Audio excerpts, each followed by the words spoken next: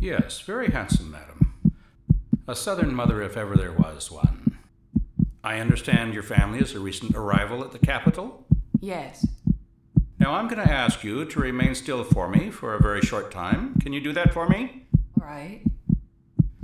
All right, here we go.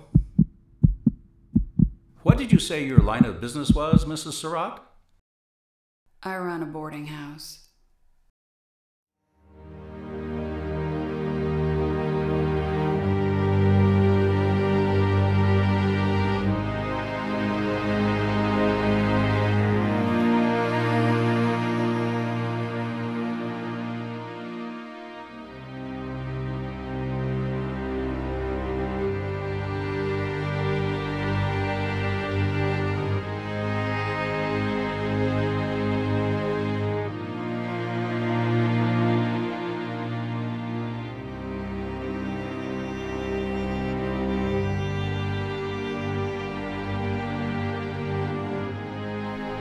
My dearest Anna, my time here is nearly done, and I cannot help but wonder, did it matter that I was devout? Did it matter that I read the good book? Did it matter that I raised you and Isaac and little John to love the Lord? Such good children, though you were surrounded by wickedness. Did it matter that I did my best to shield you?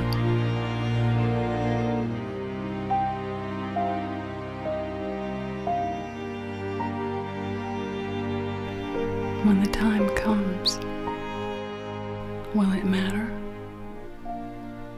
Pious, devoted to Christ and country, exemplary and ladylike in every particular. If these qualities were true, such character would command the respect of this room. Indeed, the respect of anyone of decent sense. If they A were chair true. in my cell and not much else is all that I ask. Yet, for all the deference it is said you pay to a higher authority, you continue to defy the one that sits before you here today. And a female doctor to tend to me instead of a guard for the sake of privacy. There is much to your relationships with the accused you've not made plain. What is plain is your refusal to accept my answers as true. On the morning of the attack, you delivered a package for Booth which aided in his escape. I've told you I did not know the contents of that package, and I still don't. How else did you assist the scoundrel and his accomplices? Please, the pain has become unbearable, so I ask for a female doctor. Why did the prisoner Powell flee to your boarding house after his failed attack on Secretary Seward? I've told you I cannot answer for the choices of a man I barely knew. Why did you tell John Lloyd to have shooting irons ready for Booth? That is a lie, and the drunkard Mr. Lloyd knows it. And why, Mrs. Surratt, at this very hour, are funeral horses carrying the coffin of my murdered president?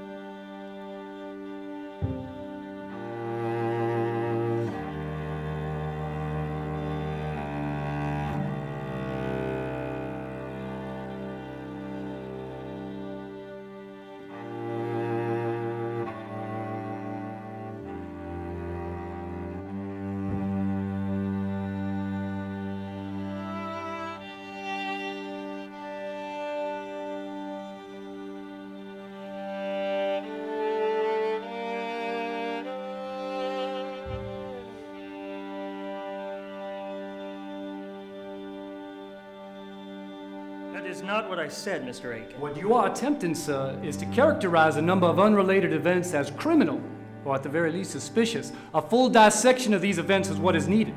Or if they are not seen for what they truly are, unrelated and perfectly benign, I feel the prosecution will twist the facts of the assassination to the point where he has Mrs. Surratt leaping off the forward seat of balcony. Mr. Aiken. Mary Eugenia Surratt, widowed mother of 3.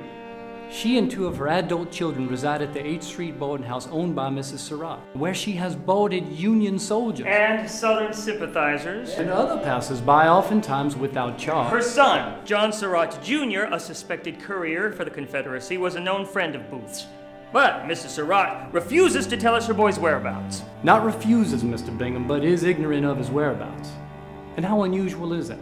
When your honors were the age of 20, can you say your mothers were privy to your every location and goings-on? In the past, Mr. Bingham has stated himself, a party who conspires to do a crime, Mr. Booth and his band of knaves, may approach the most upright person in the world, such as my client. Another misinterpretation of my words. How unusual. This party might approach this person whose position in society is of good standing and fine reputation.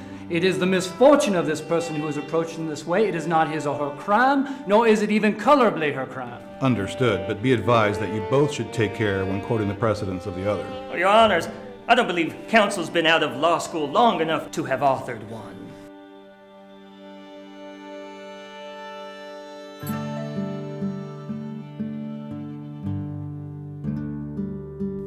Forgive me, Anna, for the future you will have once I am gone.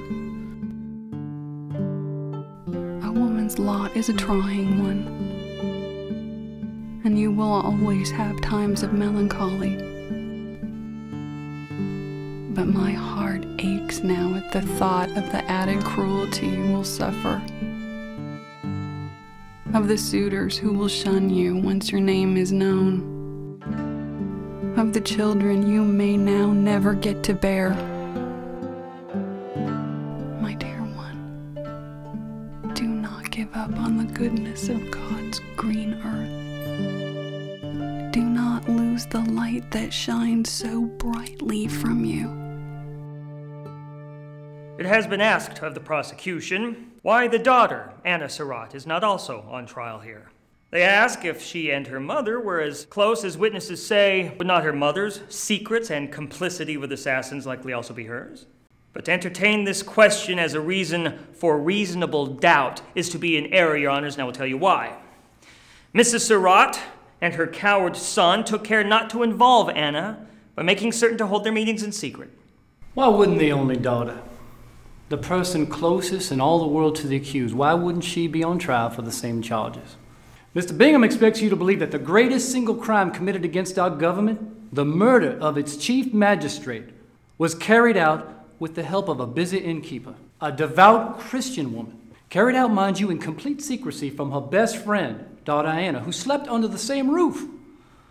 Anna Surratt was not charged because, like her mother, she was not involved. The only difference being Mrs. Surratt's misfortune of having her innocent encounters with the accused twisted into acts of villainy.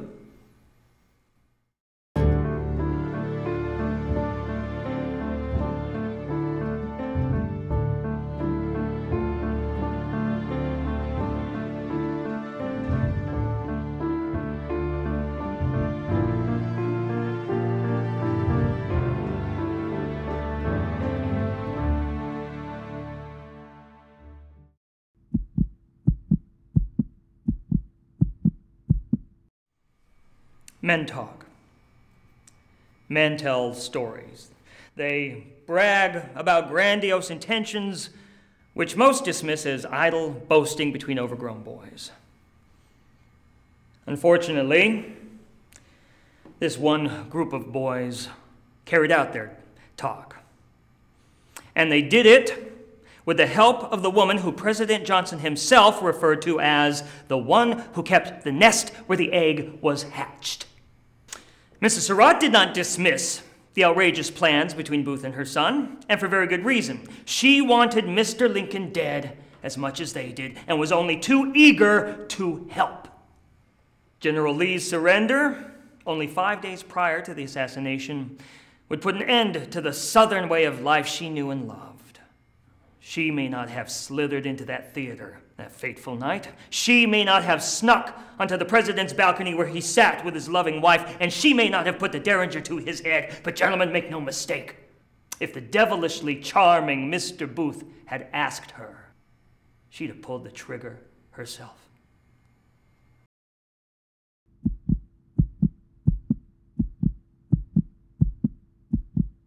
As you deliberate, Your Honors, we ask you to draw upon your common sense and your years of wisdom.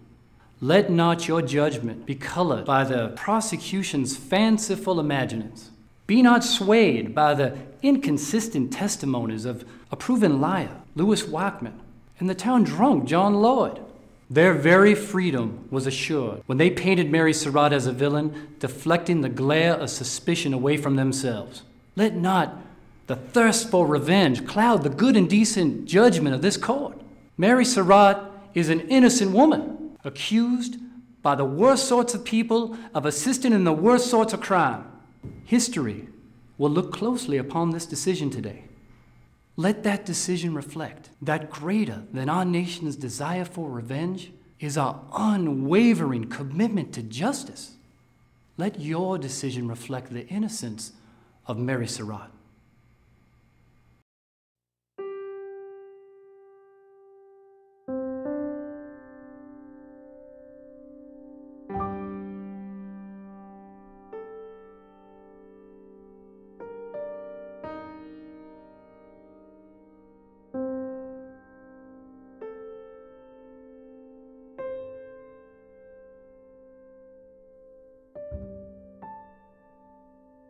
It is laid down that a military court is bound to observe the same rules of law by which the courts of civilian jurisdiction are governed. I submit that if this were a civilian criminal trial, such evidence against Mrs. Surratt would never see the light of day. This is not a criminal trial, Mr. I'm simply reiterating And the I should fact not that like to be procedure reminded and of it fairness again. are compromised by this here military tribunal. One of your honors was even close friends with Mr. Lincoln. The forthcoming sentence is upheld by President Johnson, and in fact, we have heard quite enough. Colonel Burnett, proceed. Yes, sir. Defendant rise. Does your client have anything to say?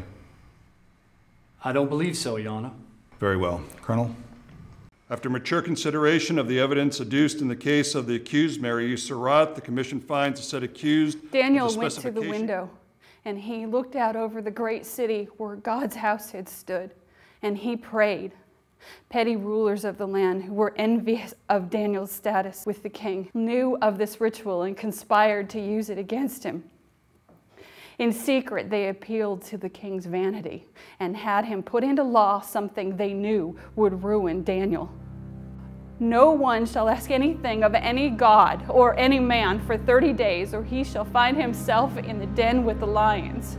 Daniel continued to pray. Your honors. The king had Daniel put into the lion's den. Counsel.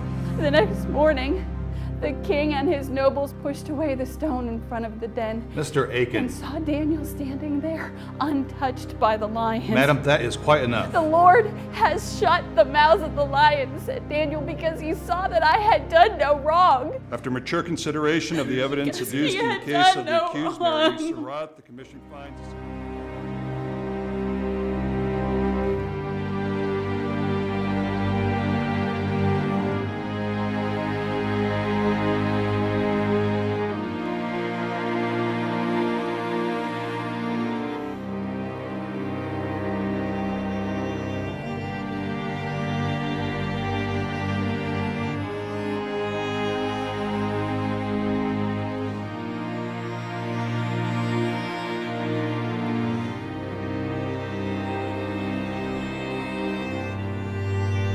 Oh, Anna, can this be real?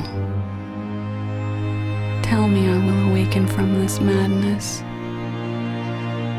Tell me I will rise tomorrow and smell the comforts of home. But if this is truly to be my final day, I pray to be at peace with the years I have been given and the way that I have lived.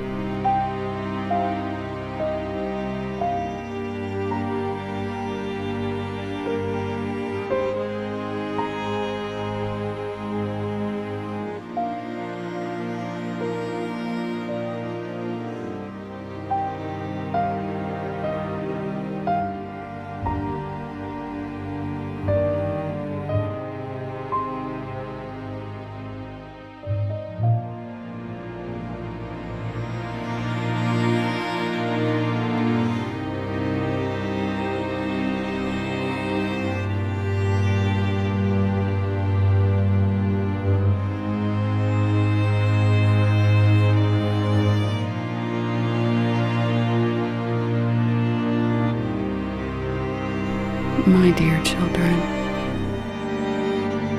Come daybreak, know that I carry you with me as comfort in what is to come.